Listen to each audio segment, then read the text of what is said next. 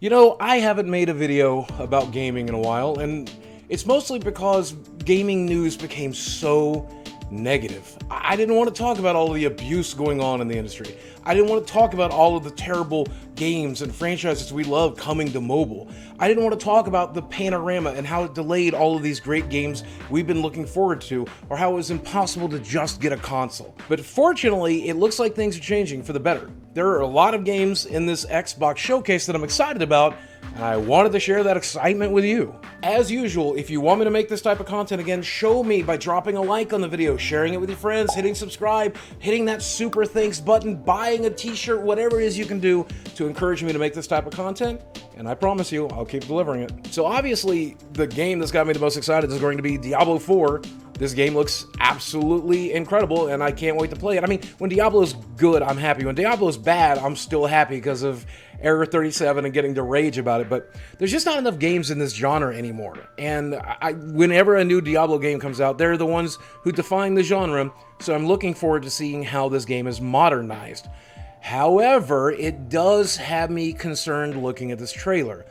They mentioned we're going to be supporting it for years to come. So is it going to have all of the content right away? Is it going to be one of these games as a service where they're selling me other things down the road? Then it's also open world. A lot of open world games are kind of bland. I like repeatable content. I like having a variety of content. I'm excited about all of that, but I want that content to matter. I want it to feel good. I want it to be exciting, going into heaven or hell and going into the, this crypt or that crypt, telling a story. I mean, all of that's really important to me in Diablo. So again, the gameplay looks fantastic. It's the stuff surrounding the gameplay that's got me a little bit worried, but I hope they will deliver. I mean, remember, this is Blizzard we're talking about, and Microsoft bought them pretty late in the game, so there's only so much correcting Microsoft could do for a game that's coming out in 2023. But I'm still hesitantly excited. Screw it, I'm just straight up excited, actually. The other really exciting game is Starfield. And obviously this game looks great. Again, I'm very excited for it, but I have my concerns. It's Bethesda we're talking about. So who knows how they're going to monetize it? Who knows how it's going to be released in a good state or in a buggy state? It's hard to say. Most previous Bethesda games came out in a very buggy state. So that's something I'm worried about. However, this seems like a pretty unique departure. I would have rather had a new Elder Scrolls game. That would have been my preference, honestly, because space fantasy is not something I'm super excited about, but I'm still definitely going to play this game. Again, they are mentioning how huge the game is. 100 star systems with 100 individual planets that you can visit. That sounds like a lot of cutting and pasting to me. Which, don't get me wrong, when you go back and you look at the old Elder Scroll games, they were very much like that. So, again, that can be a lot of fun, and they might have a modern take on that formula. And if they do, I feel like the game's just going to be excellent. I really do. A lot of people I saw are comparing this to No Man's Sky, so much so that it made me download No Man's Sky again from Game Pass to set down and experience that, so that way when Starfield does come out later, I will be able to compare the two fairly. But I just have to say, the graphics look fantastic. The gameplay looks good. Doesn't look bad. Doesn't look overly exciting. Doesn't look overly innovative, but still looks really good.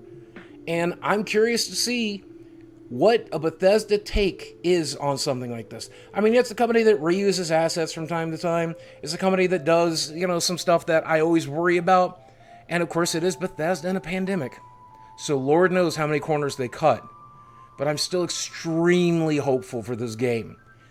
I was hoping for, again, more focused on RPG, storytelling. I love that stuff. That's what draws me back to a game. But as long as the gameplay loop is good, I'm there. Then there is Redfall, which until this trailer was completely not on my radar. Multiplayer vampire hunting seems fine. It's a great concept. And I hope that it turns out to be really good. Looking at this gameplay trailer, I'm convinced it probably will. It has this, what is it called? Hell Raid London kind of feel to it. And, if this turns out to be a looter shooter where we're upgrading our skills and upgrading our weapons and hunting with our friends and killing vampires, it looks weird. It looks unique. It looks different. It's not the same old Tom Clancy shooter over and over again.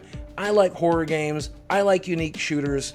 What's there not to like about this? So I'm definitely going into it hesitantly excited.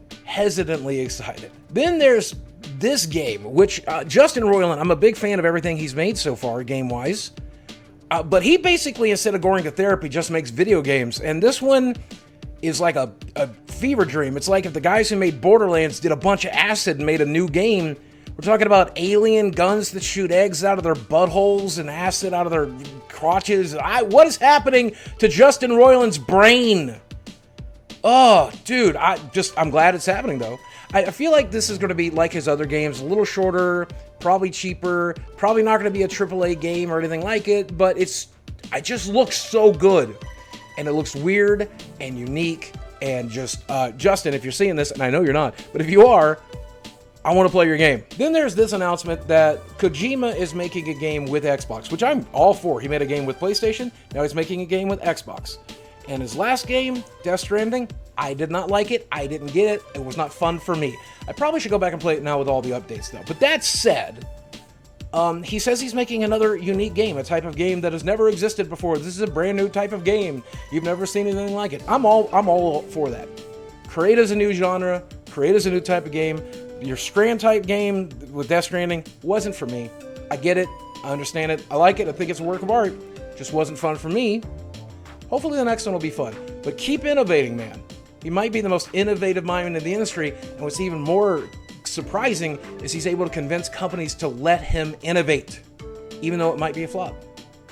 Norman Reedus will probably be in this next game, though. I think they're best friends. Then we got this utterly insane announcement that Persona, including Persona 5 Royale, is coming to Xbox, which is amazing. I'm really, really mad that it's not coming to the Nintendo Switch, because you want to talk about the perfect game to play on an airplane to pass the time? It's any Persona game. This would be the perfect game to take with you and play in a hotel. I guess if it's coming to the cloud for Xbox, that's an option. But I'm glad they're coming off of PlayStation. I'm glad that you can play them other places. That's great. I definitely look forward to playing these games. But that said, why wasn't it also on the Switch? Put them on the Switch, Nintendo. You have failed us. Now, this is not going to be an exciting thing for a lot of people, but I was really surprised by this. Riot Games and Game Pass are partnering. So if you download these games on Game Pass, you unlock so much stuff. League of Legends and League of Legends Wild Rift, all characters unlocked. Legend of Runeterra, you get an entire base set of cards unlocked. You get some Legends and Teamfight Tactics and Valorant. You get every operator, and that's for free. And I presume that if you already have an account and then you download it, connect it to your Game Pass account, you will unlock all of these things. There are people I know who spent a lifetime unlocking all of the characters on League of Legends. I mean, that is a surprisingly huge value. So I felt like it was worth mentioning. For $15 a month, you can unlock like $1,000 worth of characters in several games. Another smaller game, I think, to a lot of people, but for those of us who have happy memories playing Minecraft, a new Minecraft game, this time called Minecraft Legends. No real gameplay, just a cinematic trailer to let you know this game is coming. I'm open to it. I mean, I'm probably one of the very few people that did not mind the Diablo clone of Minecraft. I've actually gone back and played it several times, so just a new Minecraft game to me is exciting. I'm glad they're doing something with that IP. OVerwatch 2 is a game that I will certainly play at some point, especially because the multiplayer is going to be free. It's the single-player content and the cooperative content that I'm most interested in, and everything I've seen so far says that content's actually going to be very light. But if you're giving away the multiplayer and you're charging for the single-player and cooperative stuff, then you probably are going to have to make that stuff very, very good. So I think that's a really good move. I think it might end up meaning that the single-player, the cooperative stuff, that stuff will be really good. If they're going to charge for it, it better be. At least we now know that the multiplayer aspect will be entirely free. Then there's a list of other games that didn't really stand out too terribly much to me. You know, there's more updates to Fallout 76. Forza Horizon 5 has some updates. There is a new Forza game coming out. Plague Tale Requiem is coming out. More additions to Microsoft Flight Simulator. Arc 2 is a thing that apparently they're doing. Flintlock looks kind of interesting. There's more Sea of Thieves updates.